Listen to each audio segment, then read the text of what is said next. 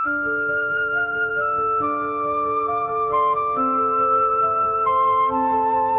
গল্পটা ঠিক বিশ্বাস করার মতো না, কিন্তু রাহুল আর তার মুরগির এই যাত্রা সত্যিই জাদুকরী।